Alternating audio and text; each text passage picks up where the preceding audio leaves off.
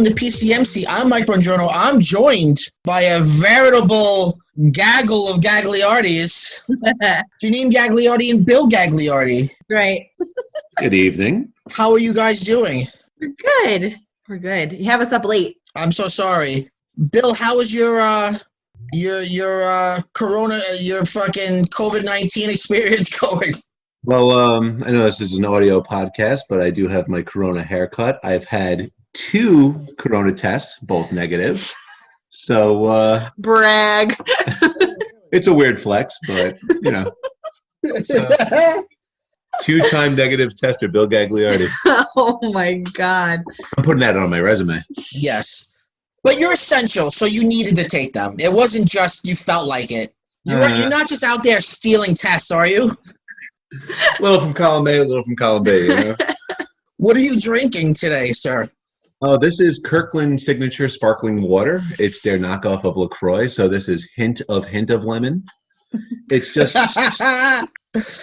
sparkling water, and somebody's whispering the flavor in my ear. But a patina of lemon. A notion of lemon in a child's dream.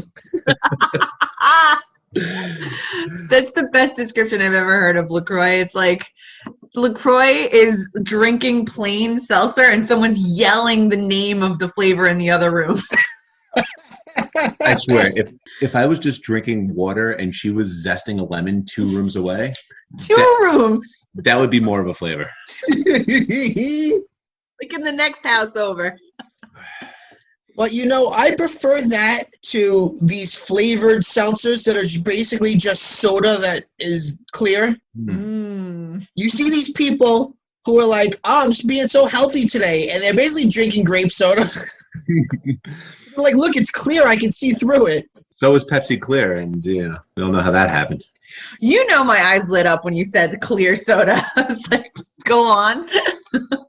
Your love of soda is well documented. It's amazing I have all my original teeth. Do you really? I do, believe it or not, and no cavities. We're more like Bragliardi today. Oh, come on. Bill and Janine, this is your idea. Bill, I think it's your idea, this episode. Was it? Yeah, there were a couple of mini ideas, and I am a gamer, so this was a pretty layup of an idea for us to have a nice conversation about. So we're going to talk about movie adaptations of video games. It's very dangerous territory. Often what people say is that none of them are good. Yeah. Well, what say you, Gagliardis? Well, when I was talking to you about doing this episode, I was like, I don't really think we can do like good versus bad because they're overwhelmingly bad, I would say. Yeah. But like when they work or when they don't work, or like what about them works, and then maybe why they don't work. I think before we get into specifics of examples, I think why they don't work is because what makes a compelling game is not what makes a compelling film. The media are too disparate. To take a video game and make that into a film, it almost is like a step backwards. And I'm not insulting film, but what a film does is very different from what a video game does. So it's almost a fool's errand. That said, what do you think is the best video game movie? Well, okay, I'm going to say, and this is not, I guess, strictly a video game movie in the sense that it's like adapted, but I think the best movie about video games is Wreck-It Ralph. Disagree. Bill? That's it. Well, Rotten Tomatoes, like Webster's Dictionary defines, Angry Birds 2 as the highest rated. Wow. Now, you want to talk about walking out of a movie? I remember last episode you talked about walking out of a movie. I usually get very excited for video game adaptations, knowing that they're all going to be pretty awful. But however, I do get excited for like what's going to be their take on it, because like you said, with the medium, it is way too different of a medium for it to tell the story. Watching Angry Birds 1, 7 minutes, and the movie was off. So I didn't even give Angry Birds 2 the chance. Best video game movie, though? I mean, just quick answer before we get into anything. I'm going to say Silent Hill, because a lot of people saw that movie and didn't even know that it was a game. And it's like, okay, this is a fairly decent horror movie. Nothing great, but But anyway, we'll get into that in a little bit. I might be with you on that. I really like that movie. It's not perfect, but in fact, originally, it was a better movie originally, because originally it had an entirely female cast, and it all took place within Silent Hill. But then the studio was like, you need some men in this movie. So they made them reshoot a bunch of stuff outside of Silent Hill with male characters that doesn't fit at all. If you could cut that out, you'd have a much better film. Silent Hill's a good movie because it at least gets the tone right. That creepy feeling of like, this is an abandoned nowhere kind of place. And it hits every single mark that the game hits. Like it's got the sirens, it's got the nurses, it's got Pyramid Head, and it's not like it's forced in there. It's just like it all comes organically. Where you see like, oh, we have to make reference to this in this video game. We have to make reference to that. That's why it was smart with the Resident Evils, even though I'm not a fan of the movie franchise, to just make a completely different story.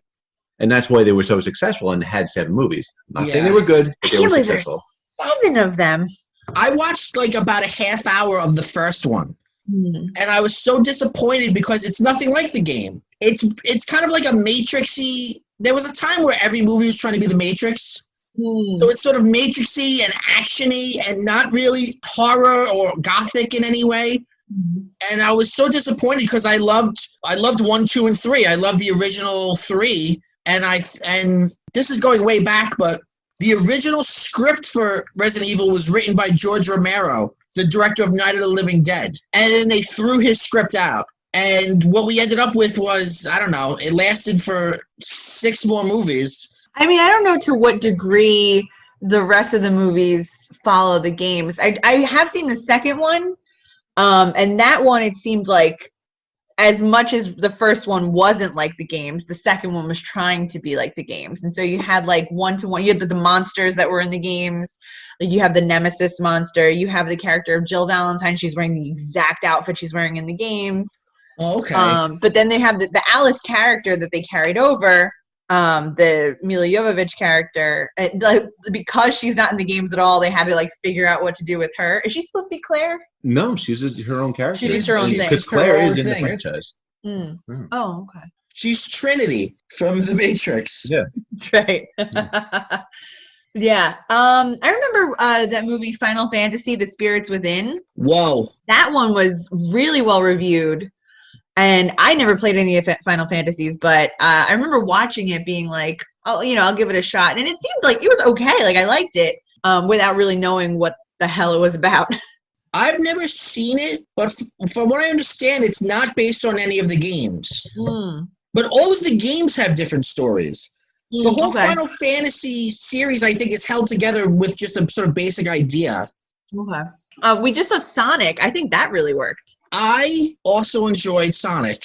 I really liked it a lot. I think it knew exactly the kind of movie it was. I think it knew the story it was trying to tell. I thought it was genuinely funny. I think Jim Carrey was great in it. So good. So good. Yeah. I mean, you look at Sonic. Like, let's look at like the 2 huge juggernauts of early 90s gaming.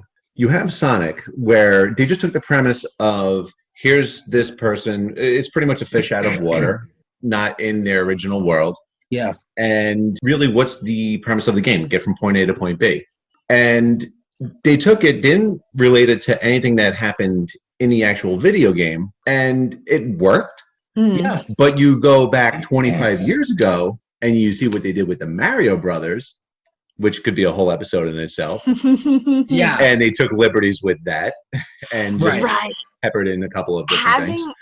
Having watched that thing you sent me about the Mario Brothers movie and seeing how they just kept like gilding the lily and trying to like make it way more complicated than it needed to be. I think that's why Sonic worked as well as it did, because it was the simplest of storylines. Right. It was like, I have to get my rings back. I dropped them in another state. We got to go there and get it. And in the meantime, Robotnik's coming after us. Right. And that was it. That was really it. The Super Mario Brothers movie from the 90s is in no way a faithful or even good adaptation of those games. That said, I fucking love that movie so much. And I think if it weren't for the connection to Mario, if it were just a movie that existed on its own, it would be a cult classic because it's so fucking weird. It's the whole production design is like, it's bananas. It's bananas. I love it. Well, that's the thing. It's like what we were talking about just before about the strength of Silent Hill and like that, the production design and like the art direction of that film so beautifully mirrors and elevates what's happening in the game. And then Mario comes, like, it just does something completely different. It does not like ape the aesthetic of the game in any way.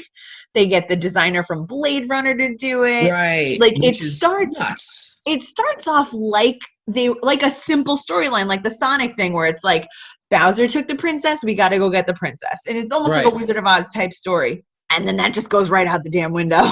Well, they eventually, I mean, people come on and off, and they eventually hire that husband and wife director team that is just fucking insane. And they had their own crazy ideas. Right. You know, it's really emblematic of the time, though, because nobody thought video games, movies, it seemed like a joke. I think they wanted to take the popular title Super Mario and some of the iconography and be like, all right, this is it. I don't think they wanted it to be faithful in any way. Well, it's really telling that the director, the Rocky Morton, the husband, was like, this is going to be our Batman, because that really informs where they were trying to take it. Because you take this like campy Adam West series and then you turn it into like the Tim Burton like gothic extravaganza that is the first Batman movie. Okay, we're going to do that with Mario. Yeah.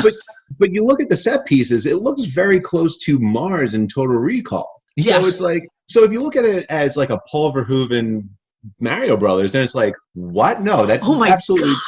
I mean, I'd love to see Paul Verhoeven's Mario Brothers. But like, you kind of see that in this, like it's like a Verhoeven or like Cronenberg Mario. I agree. Which should never be, but I'll watch it. You're right. It is a curio. It is a bizarre little movie. But, you know, if I could step outside of movies for just a minute, the Mario cartoons that ran in the 90s were, I think, good adaptations.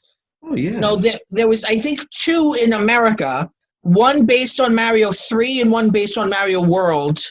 Yes. And those were pretty good. You know, they found a way to take the world of Mario and the characters and, like, make little stories out of it. Well, there was also that show, Captain N Game Master, where they peppered in some Mario shorts. I think that's where the Mario 3 came in. But, like, that was a pretty creative thing where they put, like, the Castlevania world, the Mega Man world, Kid Icarus, like, and they made some I mean, I just remember it for the pretty colors, but... Sure, yeah. Yeah. William, you're a fan of Zelda. Yes, I am. I was actually playing it while you guys were recording the last week's episode. There has never been a Zelda film.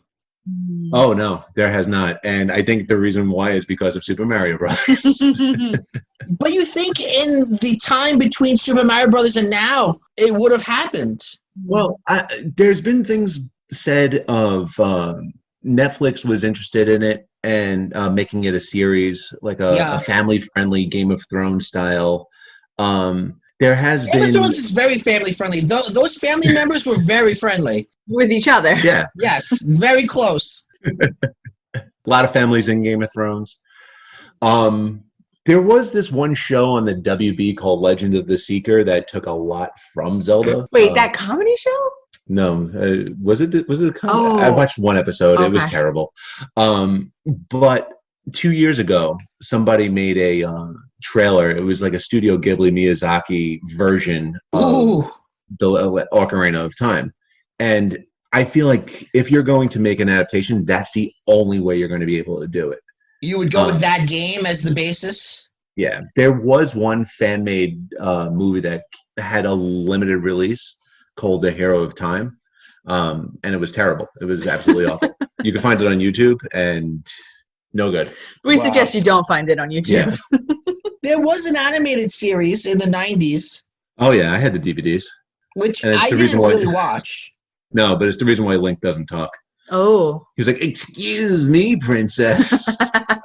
He was like a cocky jerk. Yeah, that's his like catchphrase, which they just stole from Steve Martin. Yeah. Yeah, I think a lot of these things, and like you said before, just moving away from film, I think a lot of these things are better served if they're adapted as series. Why do you say that? I think because well, especially with the Zelda games, a lot of them are so long that if you want to do the game justice, which you don't necessarily have to do, because again, the story isn't always super strong. But if you want to really do it, you can do it that way, or potentially with Zelda in particular, because it's the hero of time and it's this like reincarnated Link every game. I mean, you could potentially like adapt a game for each season, and keep telling Link's story in that way. I feel about Zelda the way I think people felt about Lord of the Rings, that it's sort of like an impossible text to adapt, but I think it really just takes the right person, somebody who's like really has a very clear vision of what they want to do with this, to bring it to screens. I mean, that brings me to the Netflix series Castlevania. Yes. I think it's excellent. I think it's very, very well done. And I never even played the games. I'm just interested in it as a show. Like, Bill got me into it because he loves the Castlevania games. And what's funny about the Castlevania games is that it was originally an adaptation of the Hollywood movies, because you had Frankenstein's monster in it, you had a mummy in it, and it looked very much like the Bela Lugosi Dracula as the main villain. So it was derivative off of that. So it had a very cinematic premise. So you could have just made a Monster Squad type of movie and called it Castlevania. Right. But they took one of the more fleshed out stories, which was Castlevania 3, and already have made 3 seasons just based off of one game. Right. And the writing is great. Yes, and the anime style too, I think really works for it. Mm-hmm. I've only seen the first season. I'm behind on it. But I agree with you. I played the original games. I was never good at them, but they were also notoriously hard. Also blown away by how good it was. It's weird. A lot of these movies, especially like the early 90s movies, which I feel like is like the heyday of video game movies, even though they adapt a ton of video games now or like in recent years, that just seems to me like when video games are super like new and popular, so they were just trying to adapt as many as possible. Right. So many of the writers never played the games ever. Oh God, yes. And then came into it, played like 20 minutes of the game, and were like, okay, I'm gonna write the movie. And you're like, I don't know about that.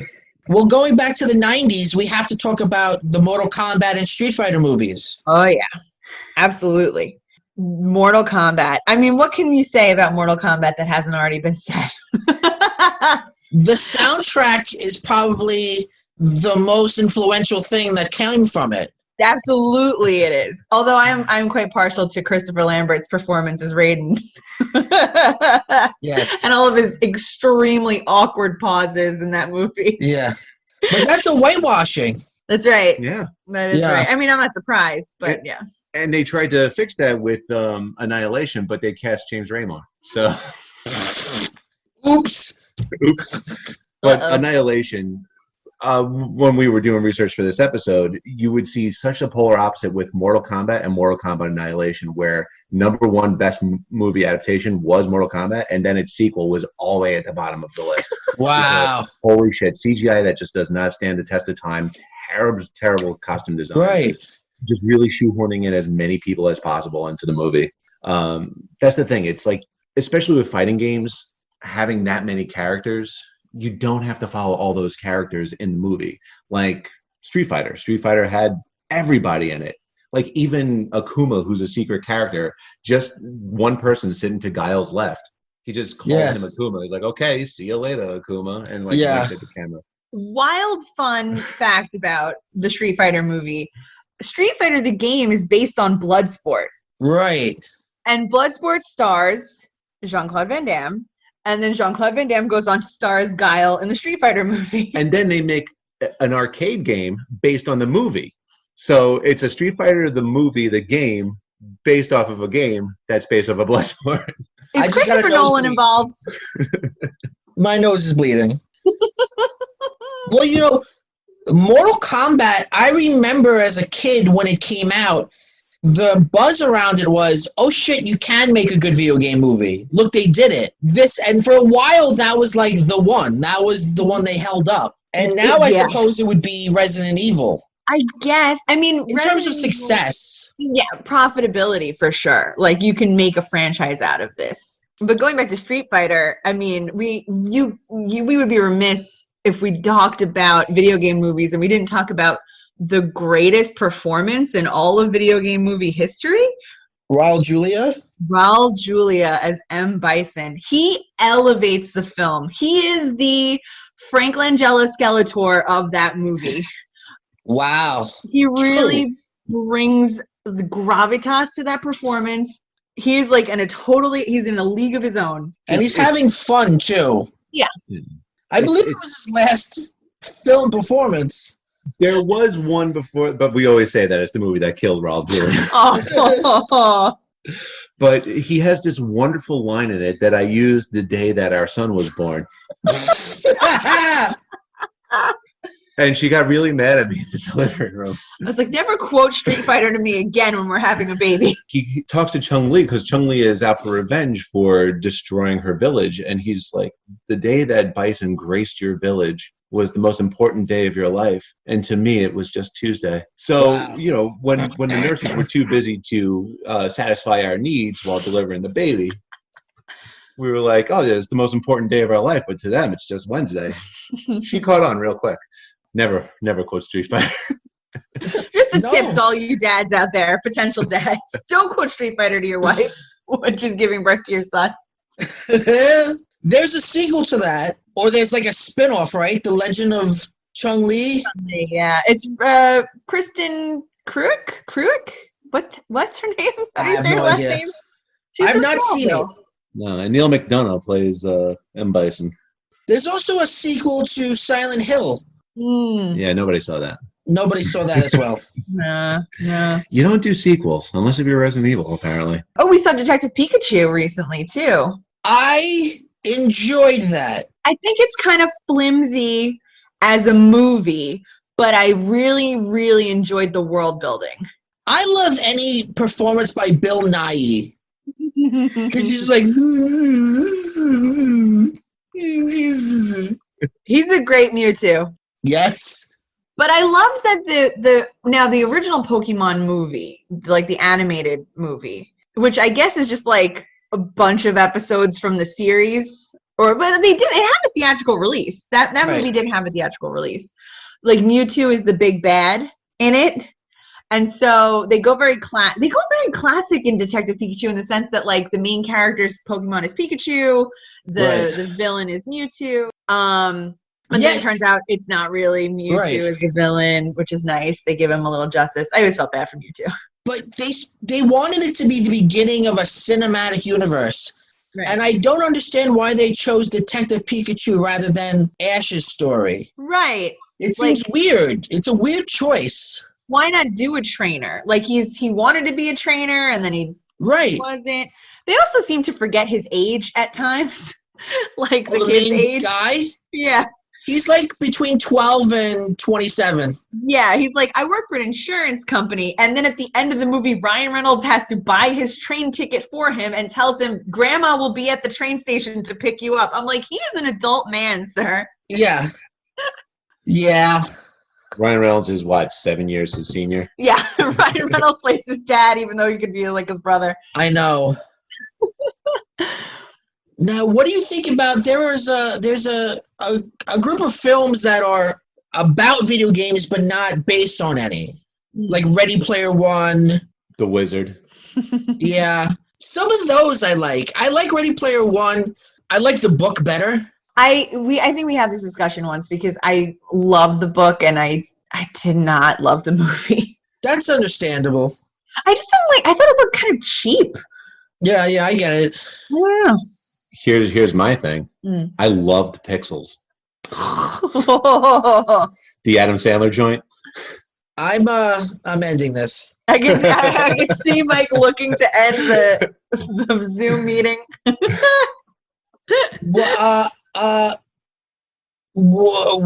Why? What's good about Pixels? It's just it's stupid, but it's fun. Like it's You like Kevin James as the president? yeah,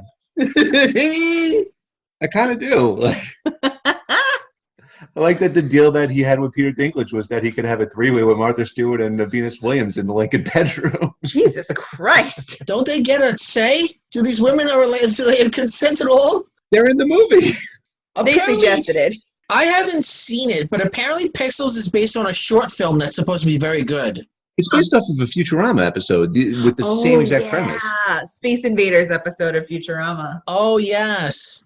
Well, the Moonanites from Aqua Teen Hunger Force were kind of like 8-bit game characters. Yeah. They were originally written as E.T., and then Universal was like, no, so they just turned them into something else. E.T., a great example of a great movie that turned out to be notoriously one of the worst game failures ever. You like fall in a pit immediately and then you can't get out, and then that's the game. Just completely. Well, back in the early Wild West frontier days of video games, some of them are really just bad because they didn't know what the fuck they were programming. And there was no YouTube. You couldn't look up a walkthrough or whatever. Right.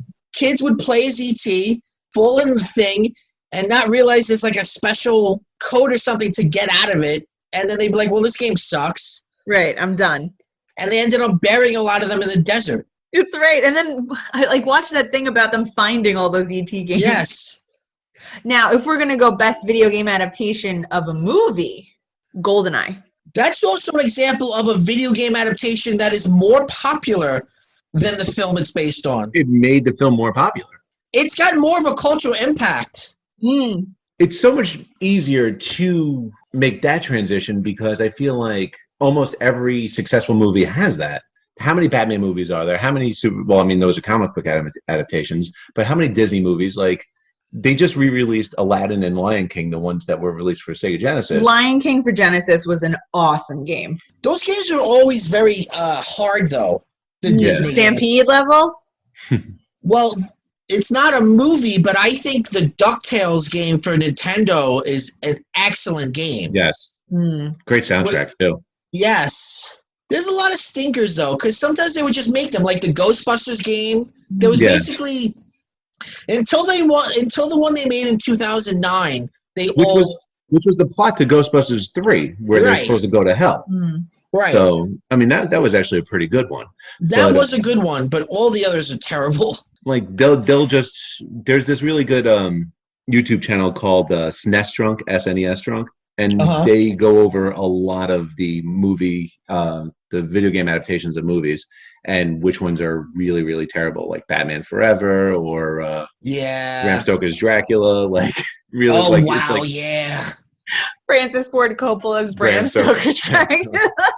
But where you just take 3 steps, die, and it's like, oh, okay, well, I saw this. This was great.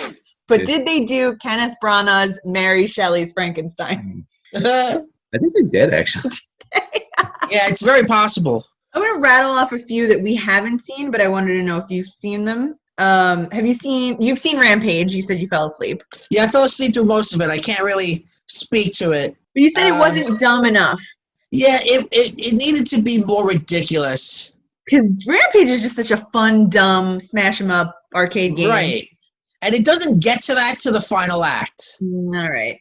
Have you seen Assassin's Creed? No, I did not. Have you seen Prince of Persia? I have not, no. Have you seen Warcraft? No. I'm out of questions. Have you played the Home Alone game? No. My brother has, and he loves it. It's very good, but an odd adaptation because it's just crazy. Like, there's giant spiders. It's insane. It's insane. It's all the deleted scenes. Yeah. Well, you look at a successful video game adaptation of a movie, just look how many Star Wars games they've had. I mean, weren't you playing Jedi Fallen Order? Or somebody was? And, like, that's, like, one of the best games of the last year. So, if you stick to a franchise, sooner or later, you're going to start making good games. They started off making terrible games, and then once they started going into the Dark Forces, Jedi Knight stuff, it started getting pretty good. I liked some of the Super Nintendo ones. Super Star Wars, Super Empire Strikes Back. They were way too hard for me. And they do Knights of the Old Republic. Knights for a of- game too. Yeah. Knights of the Old Republic was they want to make a movie adaptation of that. So there you go. You got a video game adaptation of a movie, and then going back for. It's also. Well, yeah, I think the lines that differentiated things are much more blurry now. Yeah. It's all just IP. It's all just ideas that you just plug in different ways. Because we don't even really talk about it the way we used to. It used to be like sacrilegious, like a film cinema based on a video game. What about, this is not a movie, but what about the hit disco song Pac-Man Fever? Now that is something. That is a pop culture relic. It was a big hit. The disco, everyone was just flying high on cocaine. Flying high. But when Pac-Man Fever came on, people were like, yeah, I love that Pac-Man. Wow, wow, wow, wow, wow, wow, wow. It's just like, Yeah. Oh, shit, a ghost. I shall eat a bowl of cherries and ghost meat to honor. Oh my God. Yeah, no, Pac-Man Fever. Followed by cat scratch fever. Which I did not know was a real thing for many years. It's a serious condition. Let's see. Oh, the Tomb Raider movies. Oh, I haven't seen them. Have you? I've seen, actually, I think I've seen all of them. There were 2 Angelina Jolie ones, and then we saw the Alicia Vikander one, too. Well, I mean, it was on while we were just like in the room. We watched a lot of movies when Henry was first born because like we weren't going anywhere, and we were just like, well, we can have this on as a newborn. What did you think? I was interested in the reboot one, but I haven't seen it. It does to Tomb Raider. It essentially follows the movies essentially follow the trajectory of the games, right? So like the first movie is like very highly sort of like sexy version, like sexualized version of Lara Croft. Her like infamous like pointy boobs. They like enhanced Angelina Jolie's chest for the film, and she's like this big sex symbol, and she gets this movie. Wow. And then the games, I don't know if it was because of Uncharted, but the games sort of took like a grittier turn. So they like made her more flat chested, and they made her like more of an adventure, so she's in less of a flimsy outfit, and she's got like a little so she's got, what is his name, Nathan Drake? Yeah, she's got like a more of a Nathan Drake vibe in the new one, but it's not a good movie. Well, let me ask you, are there any games that you would like to see turned into films? Oh yeah, I mean, I'm interested in the Last of Us adaptation that they're doing. Is HBO doing that? I'm not sure. I've never played Last of Us. It's interesting. It's a zombie game, but apparently the heart of the story is really like this relationship between, I don't think he's her father, but he's like a father figure, like this young girl. And the zombies are interesting because it's based on this real, like actual fungus that exists in nature. And what it does is when it will like get on like an ant's leg or something, and eventually it like moves up their body, and when it gets to the point where it's like on their brain, it kills them, but it moves their body and is able to control their body now. So it just takes them over. Right. So now this fungus, I guess, is like, I don't know if it's mutated or if it's just like grown really big. So now it's like affecting humans. And that's like the premise of the zombification of things. But there's some things that I'd like to see. Like I'm like a big platform gamer. So like my favorites would have been like the Jak and Daxter series, or particularly the second game in that series, Jak. I'd love to see that adapted. I've never even heard of those. Oh, I love those. They were I think like PlayStation 2 games. Mm-hmm. Like the Spyro series, I think would be adorable. Yeah, that actually would be. I think you could do something with Star Fox. Yeah. There's a game that came out recently called Little Nightmares. It's like I guess it's a dream world, but like you're a child and all the adults in the game are like giants. They're like larger than life. And the whole purpose of the game is to like crawl through rooms without being detected.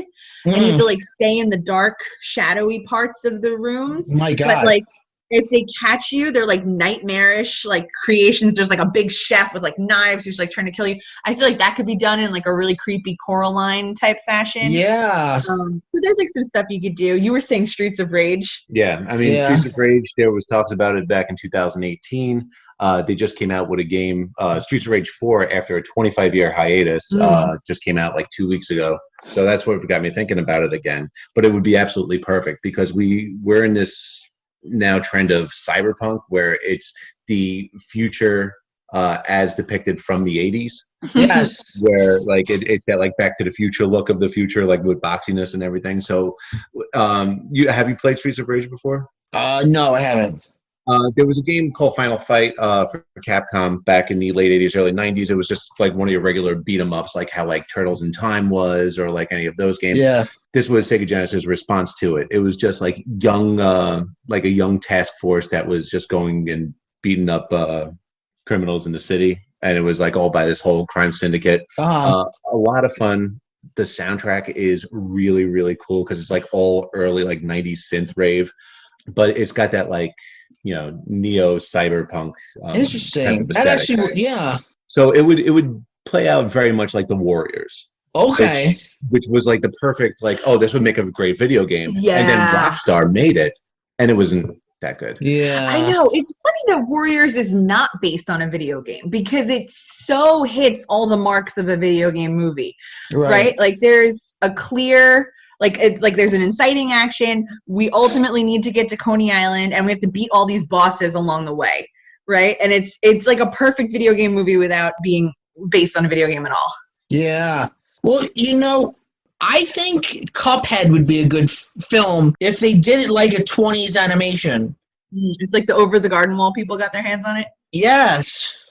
But, you know, you're making me think the last Star Wars movie, Rise of Skywalker, it was criticized for being people feeling it was too much like a video game because it's a lot of fetch questions. Mm-hmm. It's just like, go get this, and then go get that, and then go get this. Mm-hmm. And it makes me wonder the effect of video games on film. You know, it is interesting because video games, I think there is this sort of premise of like the boss fight, and that's something you see in other things now.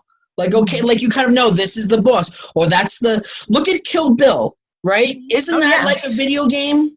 Absolutely. Yeah. It would be a great video game adaptation if it were one. Right. Yeah. I don't know. Let's see. I've always been intrigued by the BioShock games. I love those. Yeah. I love those. That would be great. That would be great. But here's a question.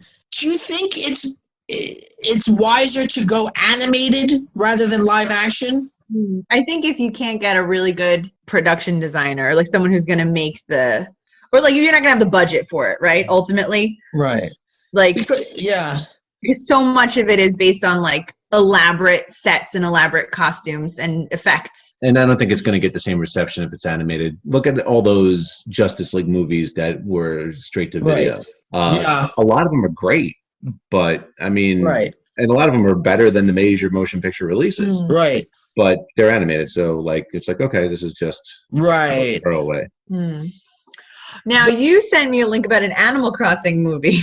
Yes, there's an Animal Crossing movie that's never been released in America, but it came out years ago. But it's getting, I think it might get a release because Animal Crossing is so popular again. Yeah. But apparently the film is very boring. It's just like the game. There's just not much happens. I guess not. Pay off your mortgage. Build this little island. Buy some of my rhubarb. Well, that's what makes the game so appealing because it's like capitalism if it worked. Like you could actually pay off loans. I like that right now, like in our current condition, celebrities are visiting other people's islands. Like there was this one thing where Elijah Woods DM'd somebody saying that they like their like certain crop or whatever. It's like, all right, come and get it. And then like all of their avatars were taking pictures with Elijah Wood's avatar. Wow. Amazing. I think AOC did the same thing, but everybody was like, Wow.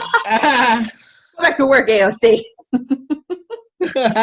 Other clap back to that was, my $50 game is really more important than the millions of dollars we spent on Trump's golf games. Nice. Whataboutism at its finest. Yeah. Oh man, I guess what else? God of War. You should adapt God of War. Yeah, that could also be really bad. All of these could be really bad. I mean, let's be honest. Because then you just have Clash of the Titans. And not the Harry Right. Hamlin one. Not that sexy one. Well, it's true. A lot of video games are inspired by film, Yeah. like what happened with Street Fighter. So it's kind of like folding back in on itself. Yeah. There's a new Mario film coming out. It's animated. It's by the people that make Despicable Me and the Minions. Huh. I going back to what I was saying about animation, I think that's the best way to do a Mario film because I don't know if you could ever in live action get Mario. Yeah. We were after we watched that thing, that a gaming historian thing that you sent about the Mario movie, we were like, who would be your dream directing pick if Mario was going to be made today? Like, putting aside like that movie ever existed and say Nintendo was in the position it was in the early 90s. They have this hot property. They want to develop it. You know, we haven't been burned by video game movies before. Who's doing this movie? Guillermo del Toro. Really? Yeah. Now, which Guillermo del Toro are we getting? Are we getting Pacific Rim? Yeah. We're not getting Yes, Pan's Labyrinth. No. Who would you say? We said Lord and Miller. Yeah. Well, they did Lego. I mean, who thought that you could turn Lego into a successful film series? Mm-hmm. Lord and Miller would be good. I think you have to have humor. You have to have like a good comedic voice. You don't think Guillermo del Toro's funny? I actually think he is very funny, especially on It's Always Sunny. I've never seen him on that. He's on It's Always Sunny. He's unrecognizable and very, very funny. I love him.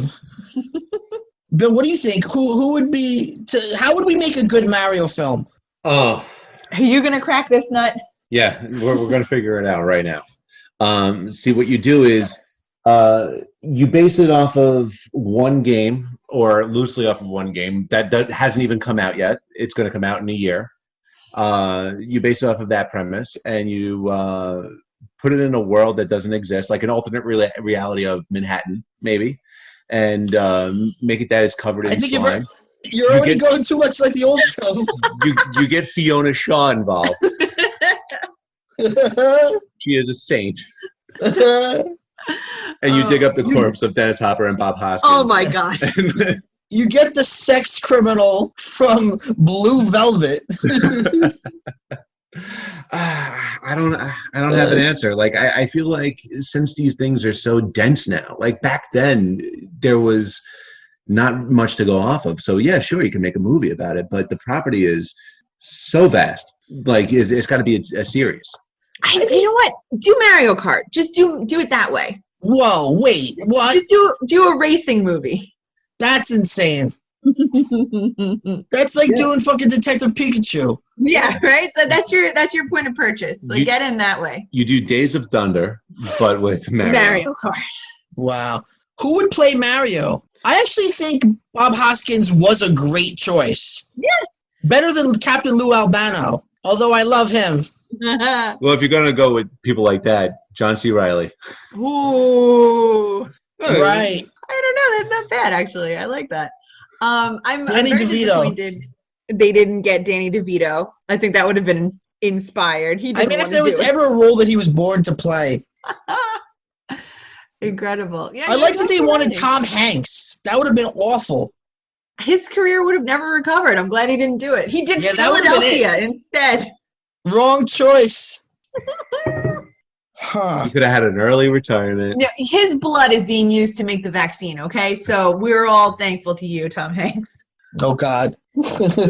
Oh, my God. Yeah, no, John C. Reilly. That's pretty good. Oh, that was Well, he's firing at the Wreck-It hip. Ralph, isn't he? He is. Oh, That's why. That's why. Well, no, okay. because I said Days of Thunder, so and he's in that. Is he in Days of Thunder? He's in Days of Thunder. I haven't seen Days of Thunder. I think he is.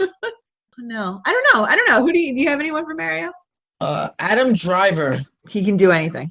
Have you ever seen the picture of him? I want to say it was like for Elle magazine or like Vogue or something, where he's shirtless and he has like this big black sheep over his shoulders.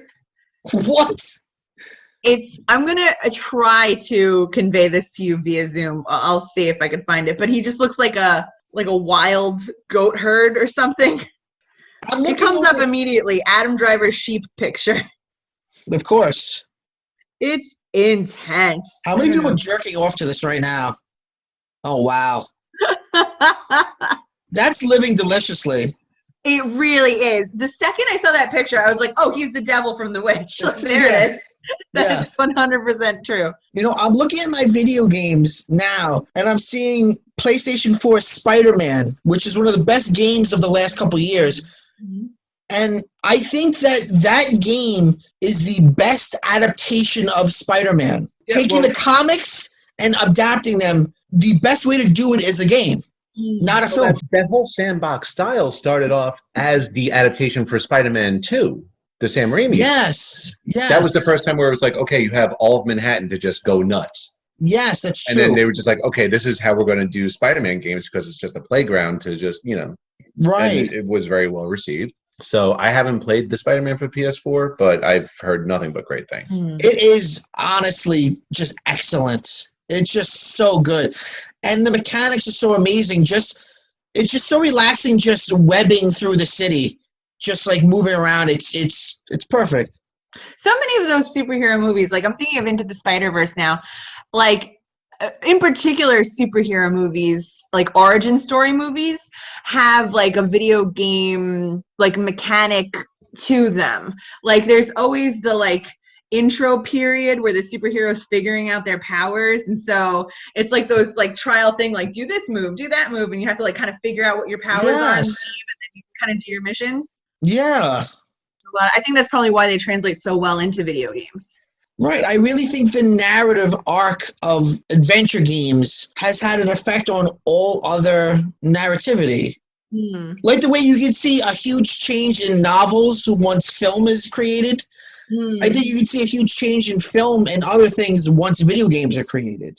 Yeah, they definitely inform each other for sure. I'm interested in the Arkham games. Oh, those are really good. Those are very good. Adapt those, or if they kind of have already, because like the Arkham Harley design is pretty much the big screen Harley that we've seen. Right. Oh, it's loosely based off of the what is it? Arkham: A Serious Place. What's the name of that comic? A Serious Place or A Serious Ground, something like that. It's based on some of the games. Some of the comics. But they were for a time going to make films based on that game, but it never happened. But again, that's one of those things like Batman. It's like, what is really? Are you adapting anything at this point? It's just a cultural idea. Yeah, it's a modern mythos. Yeah. Right. It's just like it's what we have. It's our Greek pantheon essentially. Yeah. I'm trying to think if there's any we've missed. I was going to say Portal as a movie adaptation, but it's just one gimmick over and over and over again. That's fine. But I mean, isn't that all the video games? Yeah. Double Dragon. That's the last thing I have that we didn't talk about, but we don't need to talk about it. You have Scott Wolf from Party of Five and the chairman from MasterChef as the Lee brothers, Billy and Jimmy Lee.